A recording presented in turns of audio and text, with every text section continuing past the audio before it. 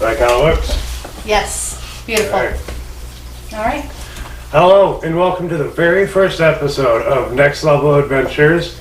We are your hosts. I am Eric. And I'm Nikki. And today we will be talking about our top 10 favorite albums that we have in our current record collection. As of right now, we have about 400 in our collection, give or take. Give or take, yeah. And so we scoured through our collection and picked the ones that we'd like to play the most or that meant the most to us. And then we're going to tell you about them. So without further ado, I will let Eric share his first one. Alright, my first pick is one of my most...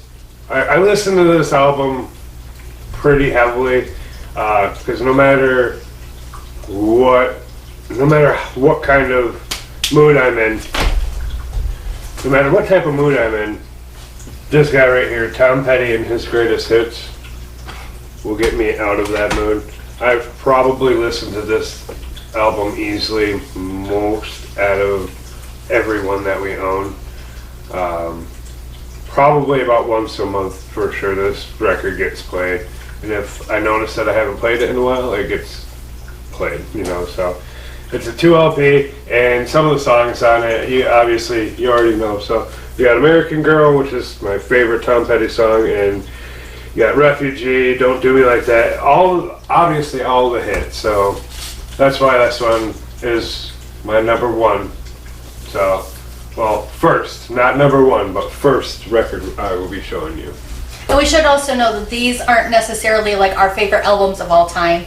It's just the ones that we have within our collection that bear talking about, basically. So. All right, now what's your first? Okay, so with my first, I actually just got this one and I have been waiting forever for this album. So it is Eve 6 debut self-titled album. And yeah, like I said, I have been waiting for this one for a long time. This album means a lot to me. It came out when I was a kid, and of course everybody knows, Inside Out, the Heart in a Blender song. Heart in a Blender song. Well, I mean, on that note, if you don't follow Eve 6 on Twitter, please do, because their lead singer, Max Collins, has been going off, and it's hilarious. Like, not in like a stupid way, like the lead singer Trapped, but it's just really funny stuff. So if you haven't seen that yet, please check it out. But anyway, so this album means a lot to me. I actually got to see Eve 6 when I lived in the Pittsburgh area. It was a good time. And, there's just a lot of songs off this. Inside Out, Leech, Open Road Song. Open Road Song always puts me in a great mood. Tongue Tied. I also do love the song Superhero Girl.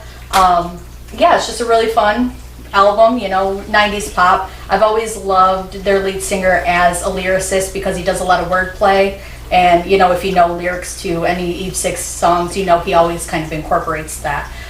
So this is a 2018 or 2016 reissue on smoky clear vinyl, which I will show you because my goodness.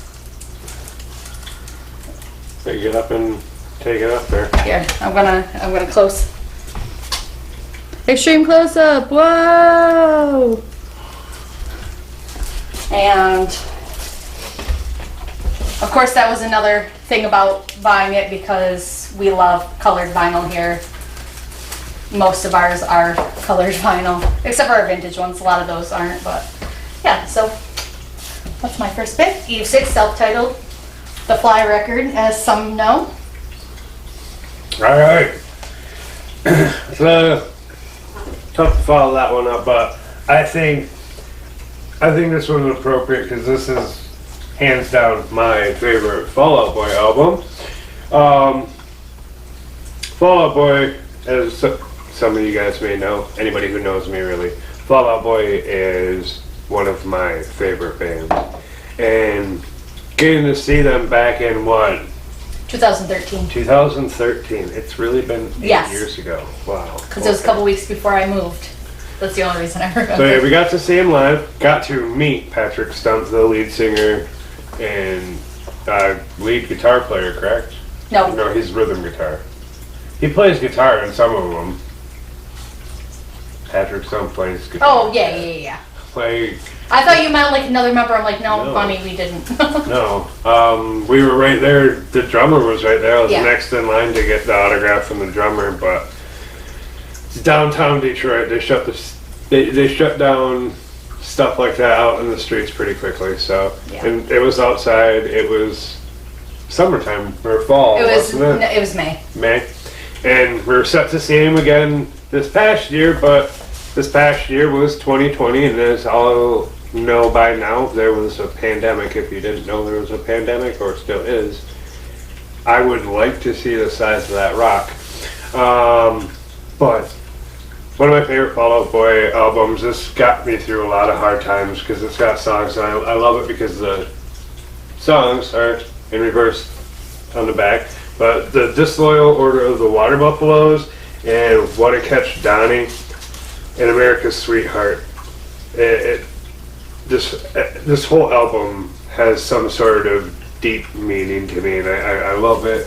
And to go off the colored mention, this one's not as pretty as the Fly album, but it definitely is the color of what flies would be attracted to. And we got an opaque brown here, as you can see. I don't know if there we go. You got it.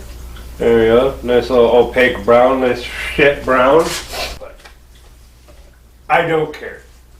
That too. So there we go. On to the next. All right. So this is a band that means a whole lot to me. The album is Pop Evil's War of Angels. If Lipstick on the Mirror was available on vinyl, that's the one I would have chose. But I was also kind of part of the Pop Evil camp when this came out. For anyone who knows me, like I followed the band for 4 years from 2008 to 2012 when Tony Grieve left the band. He's a very good friend of mine. Still keep in contact with him once in a while. But that's neither here nor there. They're a great band. How many times have you seen them? I have seen them 65 times, which is nothing compared to the almost 400. My friend Steve has seen them. Steve quit rubbing it in. 400. He's been all over and seen them. Is he a roadie? No. Jeez, oh Pete. No. He's really good friends with Dave, so yeah, he goes a lot of places with them. Anyways, so yeah, this came out like Big right. Mohawk Dave? Sorry. Yes. Big Mohawk. Yeah. Yeah, as she was, I was also a big fan. I've probably seen him, at least 20 times. Yeah. Michigan bands, you gotta love them. If Right. you don't love a Michigan band, you probably don't know that you love a Michigan band. Right. Yeah, that's very true. But, so War of Angels came out like right in the middle of the time that I was following the band. I had actually heard some early versions of some of the songs over the years because anybody who went to shows at the time, like, they were demoing some songs like live, and there are some songs that didn't even make the album, which is kind of sad, like Save the World and Seasons. I miss those songs. But anyways, so this album has the songs Last Man Standing, Monster You Made, Boss's Daughter, which the video featured Mick Mars. He actually helped write the song. Mick Mars, huh? Yeah. And one song that always meant a lot to me was the song Purple. At the time when it came out, I was going through some stuff, and that song just really, kind of spoke to me on a very personal level. So technically it's a 2020 repress, but it was the first time it had ever been on vinyl. So technically first pressing on vinyl, but the album had originally come out in 2011. It is on a silver and pink vinyl, which I will show you. Yeah. Download card. Huh. I didn't even know that was in there. We had so many download cards, they probably are gone now and expired. I think Oh. they expire after Yeah. so long. So that is the silver and purple. Real pretty. And once again, I really wish Lipstick on the Mirror was available on vinyl. Maybe someday Universal will allow that. That'd be great. But until then, this is what I got. Angels. War of Angels. The War of Angels. War of Angels. So, I'm a big fan of a lot of songs, singles and one-offs from a lot of artists. And one of those which is my favorite and probably should be everybody's favorite rapper at this point in time is Eminem. Eminem was first introduced back to me way back, like 2001? Yeah. I think something like that. And it took me a little while to get into, when did he come out? He actually came out in like 99. Yes, I didn't know of him. With the Slim Shady LP. Yes, I didn't know of him when he was doing his freestyle stuff. I found out about that when most like non-big rap fans found out, which was with the movie 8 Mile. But Eminem's Curtain Call here brings together a lot of those earlier hits that mean something to me. And I remember having this album on CD back when I was still gaming on Nintendo GameCube.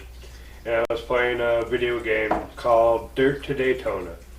I played that game almost every day after school.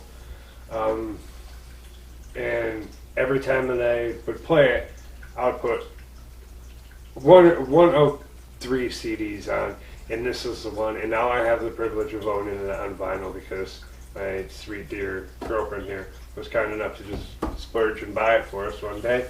And the hits that are on this include, we got Fact, The Way I Am, My Name Is, Stand, Lose Yourself, Shake That, like all of his like first 4 albums. Yeah. First 3 or 4 albums. Up until not the Eminem Show, the one that was after the Eminem Show. Marshall Mathers. No, Marshall Mathers was the second. It was the Slim Shady LP, Marshall Mathers LP, the Eminem Show, and then The Curtain one? Or that is Curtain Call. I can't remember what the other one. Encore. This one is on that beautiful translucent blue. Oh, baby, I love it. I love colored vinyl more than anything in the world. I'm so glad that Nikki was collecting vinyl before I got into it. Well, she's the reason I got into it. Because I always wanted to own vinyls. I always wanted to have some. And when we started dating, she already had some, and then that got me to buy some, and here we are. And we went from I had just a little over 100 when I moved in here less than a year ago, and now we're at about 400. So it has led to a very lucrative and kind of expensive hobby for both of us at times. Yeah. I don't know why have trouble with my bills right now. No idea. Okay, my dear. Okay, so my next one is a band I've been into since I was a teenager. This is Incubus's Make Yourself album. It's not actually the album that got me into Incubus. I had A Crow Left of the Murder when it first came out. Murder. Back when it came out in 04, and I wore that album out. But then that kind of led to me getting more into Incubus's discography, and of course this one has, a lot of the hits like Drive, Stellar, Pardon Me are all on that.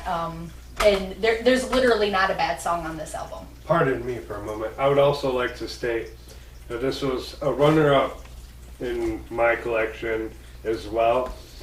And this is also, I guess you would say this is like our album, for our relationship album. Yeah.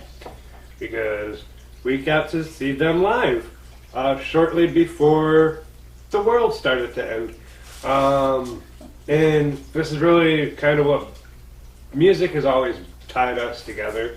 And this album really brought us together and realized that there was something more there. So Right. And credit to this album and their, what was it, their 25th anniversary for this album, or 20th?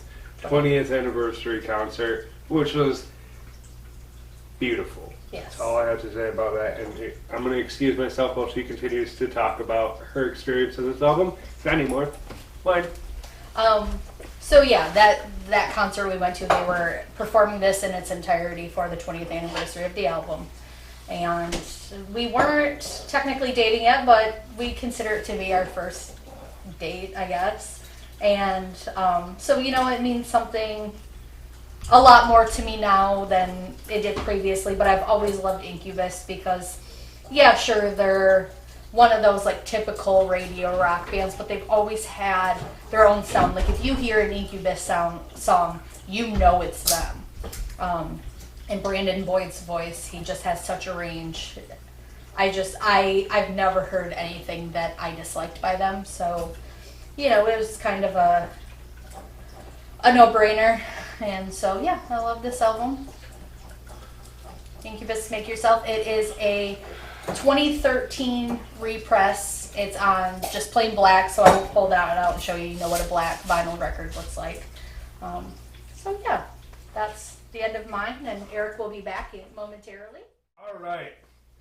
Keeping in line with my favorites and bands and music that got me through my teen years, which, if any of you knew me through my teen years, I've seen more sorrow and negativity in the world than one person should, and I just really didn't care much about anything other than music. So bands like Green Day really pulled me through some teenage angsty, hate society type moments. And American Idiot is all about that. Like, it's literally like outcast, rebel, anti-government that I kind of was all about at that era in my life. And this came out 2005. 2005? Yeah, it is 2005. And it is a repress from 2005. It is on black vinyl. Correct? No. It's a 2020 repress. Is this? On silver vinyl. Silver vinyl. So I will be pulling this out. Whip it out. The songs on this, everybody knows American Idiot. Not everybody, but anybody who knows Green Day or rock music from the 2000s knows American Idiot. That is your I hate capitalism, TV programming bullshit. Like, I don't want to be an American idiot. Like, I don't. A song that's just gotten more relevant over time. More relevant as time continues because Americans just seem to prove more and more on a daily basis that we really, as a society, shouldn't be trusted with the fucking shit hair of any remote trust. It's embarrassing to be an American most times anymore. But Holiday, Boulevard of Breaking Dreams, Broken Dreams, Breaking Dreams. My achy breaking dreams. Those are the singles, the well-known songs, but it's songs like the ballad, the fucking masterpiece that is Jesus of Suburbia. The whole, 4 parts? The whole 5-part song. 5-part song is something else. And then Are We the Waiting? That song, like, my heartbeat changes when I hear that song. I don't know what it is. And time again, you have songs. And then a song that speaks to, Billy, the lead singer. I'm drawing a blank on his last name. Billy Joe Armstrong. Yeah. I kept on saying Billy. I knew it was I had a feeling it was a 3-part name, and I was just drawing a blank. God bless you, Wine.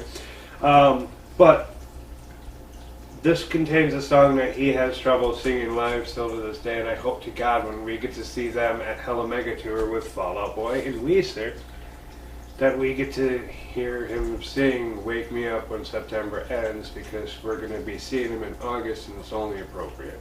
I pray to God that I get to see that. So once again, this is on silver vinyl. Thanks for reminding me. Yes. I don't have the greatest memory sometimes. I remember a lot of stuff, so. And it's just truly fucking silver, like, I love it. It's got a little bit of marbling effect to it, but. And this is a birthday album that I got. Once again, Green Day, American Idiot. Okay. So, riding on that teen angst, yeah, getting our anger out when we were teenagers. My next pick is Limp Bizkit's Significant Other. So this album, people can say whatever they want about Limp Bizkit. If you don't like Limp Bizkit, I don't like you, and that's if you got a problem with Limp Bizkit, you got a problem with me, and I suggest you let that one marinate. Let it marinate! Anyways, so back especially from the ages of like 12 to now 32, Limp Bizkit is one of my favorite, like, not even guilty pleasures. I don't feel guilty about it in any way. I love. It's 19 fucking. Sorry, 1999. I always ruin it. I always get too excited. Okay. But this predates Y2K. it does. But yeah, so I had discovered Limp Bizkit when I was about 12. My brother had this album and he traded me the CD for a Britney Spears poster, and I'm gonna leave it at that. And yep. So that poster glows in the dark now. it does, especially under black light. So I had this, and my mom did not care too much to let us have like parental advisory albums, but I kept it well hid, and so pretty sure Limp Bizkit helped mold the idea of what this sticker needed to be on right here, because that music at that turning point in rock and roll history was just getting more and more vulgar and obscene, because you had Limp Bizkit, you had Korn, you had PE, yeah, had PE, and why am I forgetting them right now? Bloodhound Gang. Oh God. Jeez, oh Pete's. Let's talk about sexual referencing in music. Their entire career is based on sexual references, dick and fart jokes, but so anyways, so this was the band and the album that got me from, like, you know, when you're a kid you listen to like that happy poppy music. Britney Spears. Yeah. And it was my transition into more of the, not so much classic rock, because I grew up on classic rock, but you know, the new rock that was going on at the time. New metal? And new metal was the big thing at the time. And so, of course, this album has Nookie, Break Stuff, Rearranged, and Together Now, you know, the big hits. The whole album is a banger. Yes, but I know every word from start to finish of this album because I listened to it on repeat for years. I still do, because there is nothing that makes my heart happier than Limp Bizkit, and I know that that's ridiculous, but I love this band. So this is also, it is a 2017 repress just on black, so I'm not going to pull it out. But yeah, so that's Limp Bizkit's Significant Other. Iconic cover, of course, everyone knows that. Don't forget about the red Nike baseball cap. Yep. Not Nike. New York Yankees. New era brand. Excuse me. But shout out to Jonathan Davis for discovering this asshole and his fucking wonderful idea of what he thinks music is. I love it. A lot of his lyrics, like he does have some nice, meaningful lyrics, but a lot of them, let's face it, are very frat boy rock. I wanna eat you alive. Yeah, that's literally like a stalker anthem. Like, The video's even worse. yeah, I know. Like, and that is on Results May Vary, which I would love to have that on vinyl someday. But to try to get that, it's a couple $100. so Limp Bizkit, repress your shit. Yes, Please. please. All of your albums, box set. Now, let's do it. Do it like Shinedown did that we just got. All on different colored vinyls. They'll sell out faster than Gold Cobra didn't. Anyways. There's a theme starting to build with, you know, we obviously have had a little bit of rap, a little bit of easy listening, but our What in our thing is easy listening? Tom Petty. Ah, okay, yeah, I guess. Tom Petty, I would definitely classify Tom Petty as, I can see that. granted, he's got Refugee and a lot of some other Running Down the fast Drain. yeah, some faster paced Yeah. songs, but I got you. Wildflowers, that album's But- easy listening. it's safe to say that she enjoys metal. I enjoy rap. She enjoys rap. We both enjoy pop. We both enjoy classic rock because all rock will eventually be classic rock. So it's just how you classify it. What was from there. classic rock when we were younger? Yes. So, like Zeppelin which I will get to later. and Pink Floyd and Aerosmith, fucking AC/DC. Journey. Those bands will always hold huge tickets to our hearts. So, but early 2000s radio rock, that will always be a huge part for both of us, I think, because our rock and roll station here in Michigan, namely the Tri-City area, we have Z93, the rock station. And Shout out to the morning after, your brats rock. love your brats, fucking love them. But they don't get too much experimental music. They've been doing a whole lot better with stepping into some of the more heavier stuff as of late. But for the 2000s, it was seriously like, we got the same like 12 songs for like a year straight. Yeah. And then we would get a new list. And it's no fault to their own because they get what they are given and they're told what to play. So, but radio rock is where we find our beloved Shinedown, and this is Shinedown's third album, The Sound of Madness, and this came out 2007. 2007. Or 2008. 2008? Yes, so the 2008. year after I graduated, the year after we graduated. So after I graduated, that teen angst still didn't go away, and I didn't go to college, you know, I got to party out for a little while after high school, and then I started working, and I think this came out after I started working at McDonald's, and Would have been about the same time that you started working.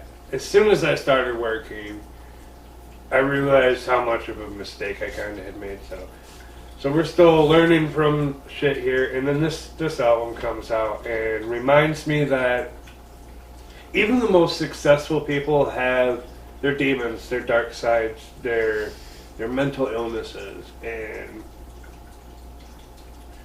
this album shaped me from a teenager that was learning how to hate the world even more than I already hated it, to start to see the silver lining in things, and this album did a lot for me. So start to finish, this album, every song has some sort of meaning to me, whether it's sadness, hatred, happiness, whatever feeling I may be feeling. This album has a way to either strengthen that feeling or help that feeling subside a little bit. And going off of that, we got, The Sound of Madness helps with the angerous part. The crow and the butterfly help with the sadness. What a shame helps with the disabandonment shit. You know, cyanide, sweet tooth. Suicide. But this one, we just received this one this week. This whole set just 2 got days ago. released. And we listened to every one of Shinedown's albums in succession yesterday. Albums 1 Through 6. Yes. And each one's on a different colored vinyl. I chose the least exciting colored one to show you, but it's not my fault. This one's the most meaningful to me. Right. But it's on this vibrant, bright white, you know, that perfect white color. It matches, you know, album cover. Love it. I will probably wear this album out before too long. Hopefully I don't drop it before then, which I've dropped an album before. Thankfully, we haven't broke anything yet, so I did ship it. What one? Let's see there. Oh, yeah. That one I dropped and then dropped the fucking candle and Yep. the whole world was falling apart on me right then and there, but thank you, Shinedown. And what's the lead singer's name? Brent Smith. Brent Smith. I'm pretty sure he's the one that wrote all their songs. But anyways, whoever wrote and worked on this album, thank you. You helped me greatly. So my next album is still playing on that Teen Angst. Eminem's The Marshall Mathers LP. Still the same era as, you know, Limp Bizkit, Significant Other. It was another foray into teenage rebellion for me. Again, we see the Bad No Nose sticker. This means it has sentence enhancers. Yes. It means it has dolphin noises on it.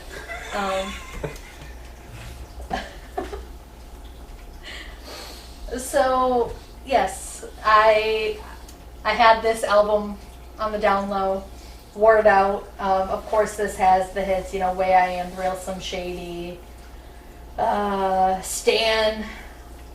Those are the main ones off this one, but, you know, it was so angry. Like, I love the song Criminal. It's all so damn angry, and I mean... He had a lot of things to be angry about. Yes, I mean, one of the songs on this album is about killing his wife. So, I mean, I'm sure things were going great in that marriage. I'm pretty sure they didn't need to have counseling. Right. Probably would have helped a little bit. But... And it also makes me sad because on the edited version of this album, they had the song The Kids, which I love. And it was only on the edited version. I wish they would have put the uncensored on this one because that song is hilarious. But yeah, so this was just one of those albums that's like, I had never heard anything that was so damn angry, and it helped, and it solidified Eminem as one of my favorite rappers. Once again, from here in Michigan, from Detroit. So, you know, you can't go wrong. This is one of his classic albums, so.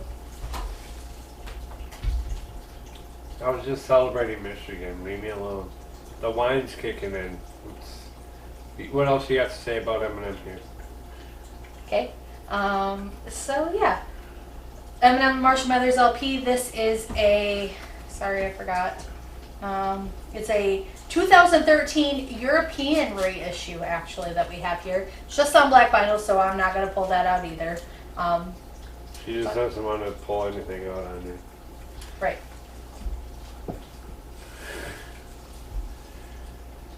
So.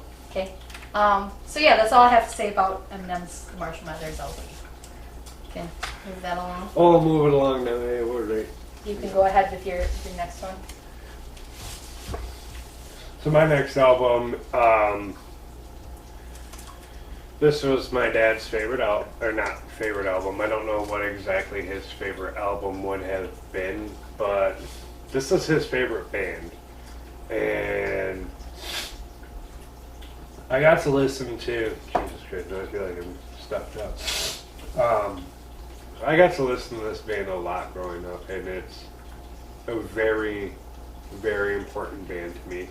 And to find out that their most recent album is the first time that they made it to the top, I believe The number one spot, the yeah. number one spot in the top 100 billboards is just, it's mind-boggling to me, because you would think a band like AC/DC in an album like Back in Black would have done it for them. Sorry if you can't see it, but there's only a little bit of light here, so Right. this is a very, almost, you couldn't get no more black than You this. might ask yourself, is there anything more black? And the answer is no. No. It's none more black. There's none. This is it right here. But Spinal Tap, smell the glove. it's so close. Just off, hair off. Not quite as good, but run it up if you would. But AC/DC's Back in Black. At least one song off of this album has probably influenced most modern day rock musicians, whether it be the guitar riffs or the style of vocals they choose, because he stepped out. That's not his real vocal range. Fucking, it was for, what was it, Bon Scott? Mm-hmm. That was Bon Scott's real vocal range. That's what he was good at doing. And Angus Young? No. Brian Johnson. Brian Johnson, when he took over, he couldn't really do that raspiness too easily, but he wanted to keep true to the band after Bon had passed away. You know, you write a song called Hell's Bells, and you, or not Hell's Bells, Highway to Hell, and you kind of challenge God. There's been a lot of musicians that challenge God with their lyrics, and they mysteriously, you know, come to a quick end. It's weird how that works, but that's kind of what happened to Bon Scott. You know, he just, I don't think it was an overdose. I think he just passed away. He overdosed. He was on an overdose too? Yep. Oh, well, I go figure. Musician overdoses. No way. They get a ton of money and they want to not feel the feelings that they feel when they write these songs. It's crazy to me that musicians do that, but to each their own. But Back in Black by AC/DC has songs like, obviously, Back in Black, Hell's Bells, Shoot to Thrill. Rock and roll ain't noise pollution. And rock and roll ain't noise pollution. If you got a problem with rock and roll, then you got a problem with me. And I think you should let that marinate. There's a special place in heaven for rock lovers, and that's all I know. You shook me all night long. Like, High school dance. sorry, playing it in my head. Leave me alone. This one is on a specialty colored vinyl as well. It's pressed in black. It's crazy. They would break such boundaries to press their vinyl in the color of their album, and then the name, like, Really goes with the album. it really does. I don't know how they came up with I'm that not going to idea. show you because it's that special. I'm just going to let your imagination run wild, and Back in Black. Yes. So, we're gonna move on with the classics. I'm getting more into the classics here. From here on out, it's everything that, you know, predates the 2000s from 90s back. So I have chosen Pearl Jam's 10. And this one means a lot to me. My mom was a huge Pearl Jam fan, you know, 90s, still is to this day. We had this album on cassette tape, on CD, once she finally realized what CDs were. Anyways, so this album, I mean, if you're going to introduce somebody to Pearl Jam, this is the album you play. Of course, it has, you know, Even Flow, Alive, Black, Journey. Those are, you know, the main staples of their singles. And, you know, as many people know, in the MTV era, the Journey video was so controversial that they actually did not make a music video for years after that. because I thought they did, but they just had those parts edited out. no, they did not make another music video after Jeremy. They had one that was. Oh, them. Yes. Yeah, I was about to say, I thought they just edited that part of the music video They out did. too. There is an edited version, there's an unedited version, which actually the unedited version makes more sense because the edited makes it look like he shoots up his class, but in the unedited you can clearly tell that like he just trigger warning, he kills himself he in front kills of all of them. himself in front of his classmates, Right. and it is a middle school setting. Yes. And it's based on So- a true story.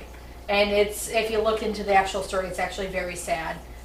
This kid had a lot of mental health problems. I know the whole story of it, but I won't get into it here. But it was very sad. But because it was so controversial, that video, Eddie Vedder actually did not allow for another video to be made for years. I mean, up until the 2000s. They had one, like cartoon video, but it wasn't them in the video. But anyway, so like this is a mainstay, you know, the grunge movement. That's a lot of the music that was on when we were like really young kids, especially.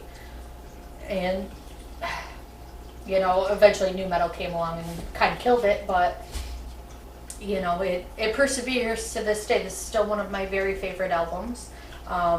This one again is a repress. It is a 2017 reissue, just on black. Once again, not going to show you, but yeah. So that's Pearl Jam's 10, a classic, grunge classic. And fun little fact about this particular album, because I did have a Collective Soul album, the blue one. I don't remember the name of that one. Just called Collective Soul. It is their self-titled. I had that CD, but it never played. I think I found it on the side of the road or some shit. But this CD was the first CD that I had that was not country music. So this particular album, Pearl Jam, in its entirety, saved me from a miserable life of listening to country music. But I did listen to the good country music. I liked Brooks and Dunn back in the 90s when Brooks and Dunn were really good before, you know, they broke up and shit. But. Yep. So thank God that this album came along and showed me that there's grunge and post-grunge. There's life out there. There's life. So thank you, Pearl Jam, and Eddie Vedder. I know. You know what my first CD was? What? First CD I ever owned